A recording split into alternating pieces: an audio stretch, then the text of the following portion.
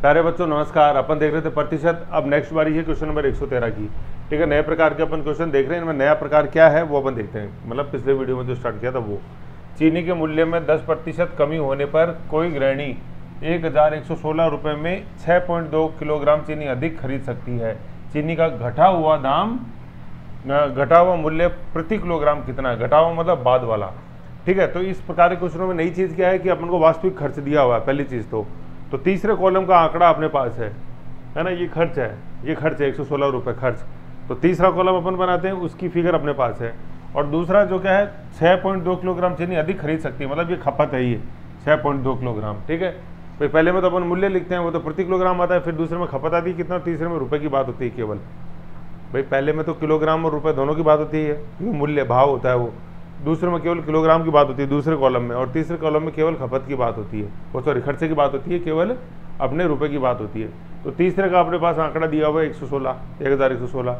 दूसरे का आंकड़ा दिया हुआ है दूसरे कॉलम का 6.2, और पहले का अपन सेट करते हैं 10% से। इस तरह से लॉजिकल रीजनिंग लगा के क्वेश्चन को आगे अपन को बढ़ाना है। ठीक है 10% की कमी हुई है, अपन सेट कर लेते क्वेश्चन। और 1116 वास्तविक मूल्य दे रखा है। ठीक है ना, करना सारा वैसे ही है, मैंने पहले ही समझाया था आपको। प्रैक्टिस करोगे तो ऑटोमेटिक बन जाएगा मूल्य। ठीक है, मूल 10% की कमी, तो 10% को अपन क्या लिखेंगे 10/100। ये 0 से 0 कट गया तो ये 1/10। तो मूल तो है 10, एक है जो चेंज हुआ। ठीक है, तो अपन यहाँ लिख देंगे 10। अब इस टेबल को बना लेते हैं अपन, यहाँ लिख देंगे 10 और चेंज हुआ है ना, नया तो 10% की कमी हुई है, तो 10 + 1 = 11। ठीक है ना, ये कमी हुई है। अब यहाँ से टेबल बनना चालू हो जाएगी। ये मूल्य, खपत, खर्चा, खपत नहीं समझ में आ रहा, पहले वाले वीडियो देखो, यहाँ से अपनी ये टेबल बन जाती है। ठीक है, बन गई टेबल ये।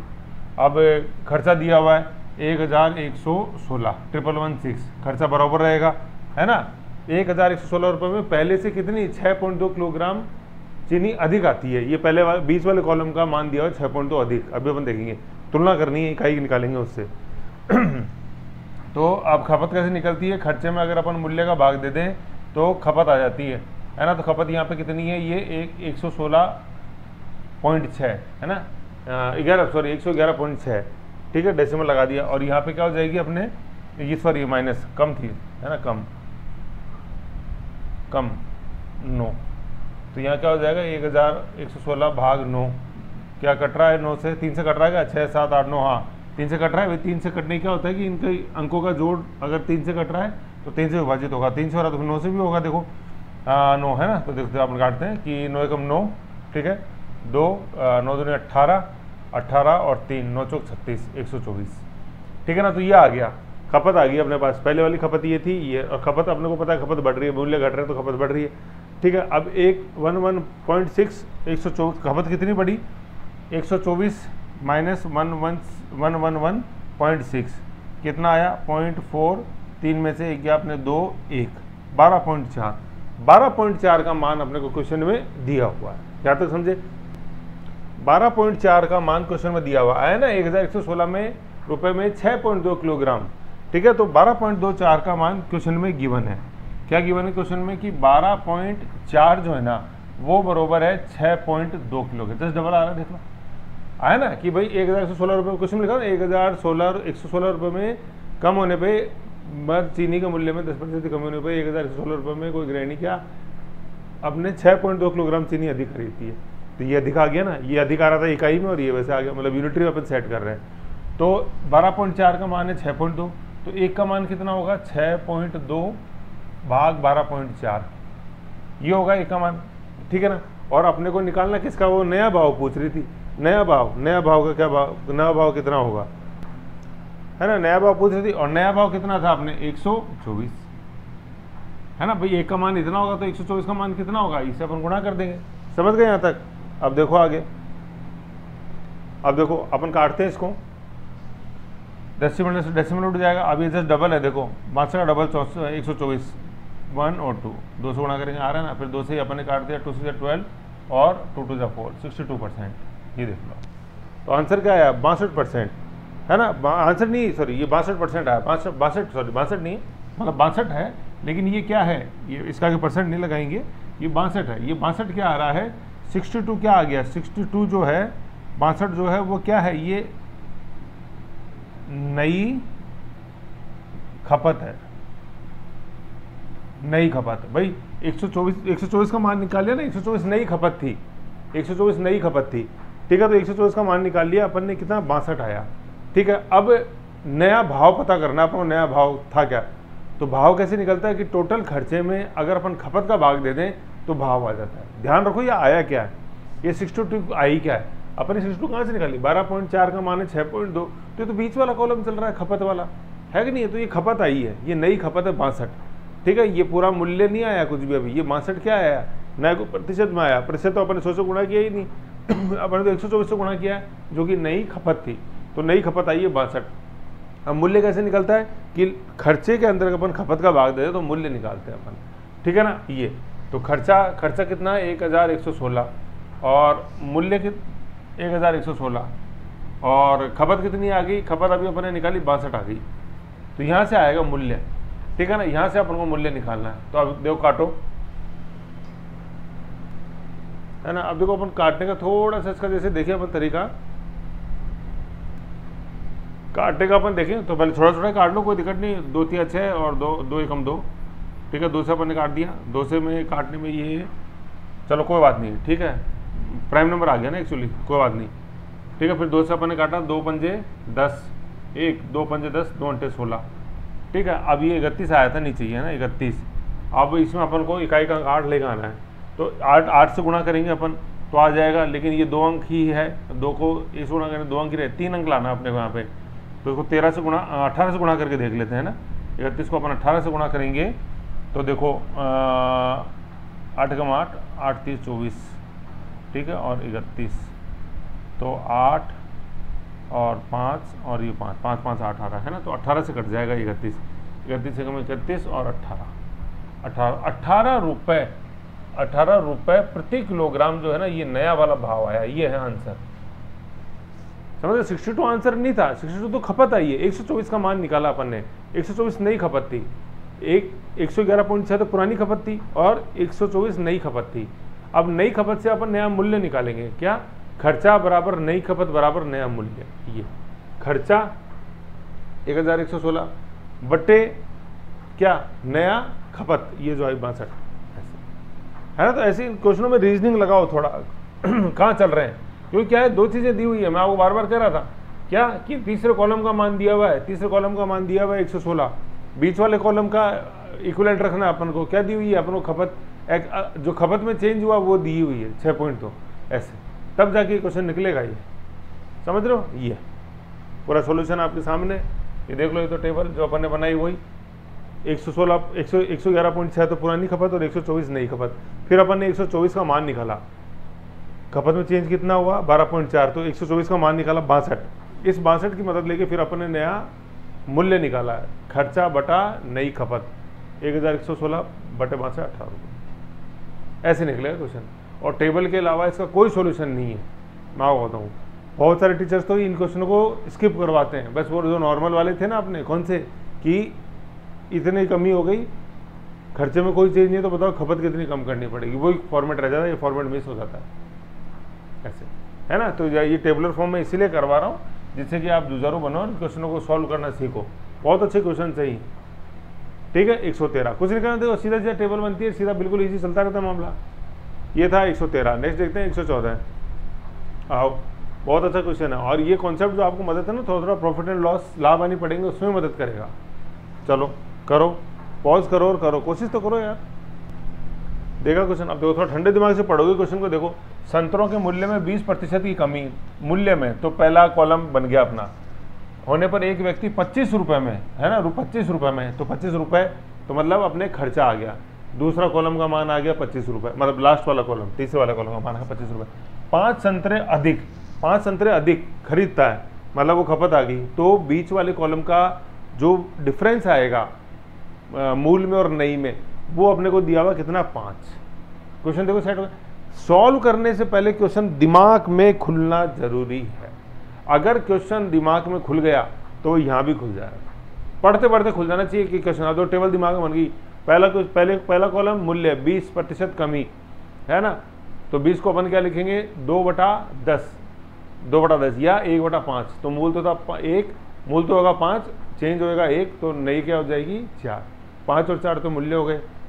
खर्चा हो गया 25 और 25। अब अपन निकालेंगे खपत। तो पहली खपत कैसे निकलेगी 25/5, 5 आ गई। दूसरी खपत कैसे निकलेगी 25/4, तो उसको 25/4 ही रहने देंगे अपन, 25/4। अब खपत में डिफरेंस निकालेंगे भाई, कमी हुई है ना तो बाद वाली खपत ज़्यादा होगी, तो 25/4 माइनस 5, तो क्या आ गया अपने 4 आ गया, एलसीएम 4, 25 माइनस 20/4, तो 5/4, 5/4 आ जाएगी अपने पास। 5/4 ये क्या आ गया, ये 5 के बराबर आ गई। 5/4 का मान है 5, तो 1 का मान होएगा 5/5/4, उल्टा हो जाएगा 5 गुणा 5/4 है तो हो जाएगी 4/5, 5 कट गया तो 4 आ गया, 1 इकाई का मान 4 आ गया। 1 इकाई का मान 4 आ गया तो 25/4 इकाई का मान कितना आएगा 25 आएगा। ये 25/4 इकाई का मान 25 आएगा, ये 4 से 4 कट गया और ये आ गया। ठीक है, तो 1 इकाई 25 का मान कितना आ गया, 25/4 इकाई का मान कितना आ गया 25 आ गया। तो 25 क्या आ गया 25 नई खपत आ गई। तो अब नया मूल्य कैसे आएगा, खर्चा बराबर खपत, तो खर्चा है 25 और खपत है 25, तो 25 में 25 का भाग दें तो 1 रुपये प्रति किलो। कौन सा भाव पूछा है इसने, तो संतरों का वर्तमान मूल्य, तो वर्तमान मूल्य नया मूल्य तो 25 रुपये 1 रुपये किलो हो गया 25/25। और प्रारंभिक मूल्य कैसे निकालेंगे अपन, कैसे निकालेंगे भाई 25 तो वो है और प्रारंभिक खपत निकालनी पड़ेगी अपने को। तो प्रारंभिक खपत 1 का मान कितना आया 4, तो प्रारंभिक खपत थी अपने पास 4 है ना, सॉरी 1 का मान आया, प्रारंभिक खपत थी 5, तो 4 को 5 से गुणा करेंगे 20 और मूल्य निकालने के 25/20। मूल्य निकालने के लिए क्या करेंगे 25/20। इसको अपन सॉल्व करेंगे 25/20, देखो यहाँ सॉल्व किया हुआ 25/20। ठीक है, तो 500 के 20, 5 25, 5/4। फिर और आगे सॉल्व करेंगे तो 5 4 कम 4, फिर 2 बज गया, 4 दूनी 8 और 4 पंजे 20, 1 रुपये 25 पैसे प्रति किलोग्राम। ठीक है ना, ये नया ये पहले वाला मूल्य था और नया मूल्य क्या आया, नया भाव क्या है 1 रुपये प्रति किलोग्राम। 1.25 आ रहा है नहीं, तो 0.25 की कमी हो गई।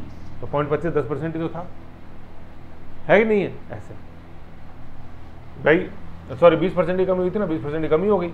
1.25 है, 1.25 इसकी 20% की कमी होगी, मतलब नया भाव जो है पुराने भाव का 80% होएगा।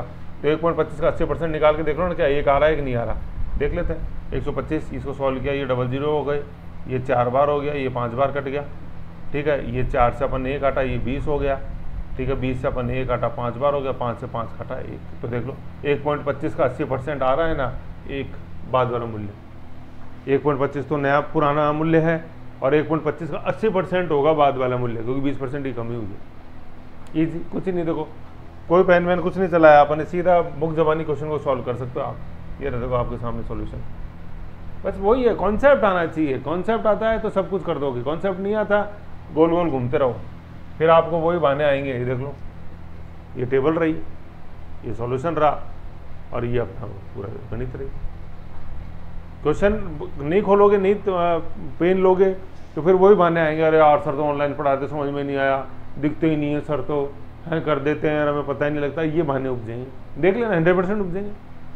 और जिसको समझना है, हाँ यार समझ में आ गया, बिल्कुल मैं ये गलती कर रहा हूँ। मैं तो बार बार कहता हूँ स्टूडेंट को, यार मेरे को स्क्रीनशॉट लेके भेजो तो सही कि सर ये हमारी ये गलती आ रही है, मुझे ये समझ में नहीं आ रहा, मैं कहाँ गलत हूँ, मुझे समझाओ तो सही। अब आप भेजते ही नहीं हो तो मैं क्या करूँ, बच्चा रोता नहीं जब तक तुम भी दूध नहीं पिलाती। ठीक है, 114 हो गया। नेक्स्ट देखते हैं 115। बिल्कुल ईजी है यार, मक्खन की तरह क्वेश्चन चलते हैं अब तो। अब वो संतरे की जगह बस पेन आ गया और कुछ भी नहीं है। 20% कम हो गया, एक आदमी 100 रुपये में 100 रुपये में 10 पेन अधिक खरीदता है, वहाँ 20% कम हो रहा था, 25 रुपये के अंदर 5 संतरे अधिक खरीद रहा था। यहाँ 20% कम हो रहा है तो 100 रुपये के अंदर 10 पेन अधिक खरीद रहा है। तो अब देख लो 20% मूल्य कम हो गया, तो पहले का मान हो गया अपने पास वही 4, 5 और 4। तीसरा कॉलम का मान हो गया कितना 100 दिया हुआ है, तो पहले भी खर्चा 100, दूसरा भी खर्चा 100। और दूसरा जो कॉलम आएगा खपत वाला, उसका डिफरेंस जो भी आएगा वो अपन को 10 के बराबर रखना है।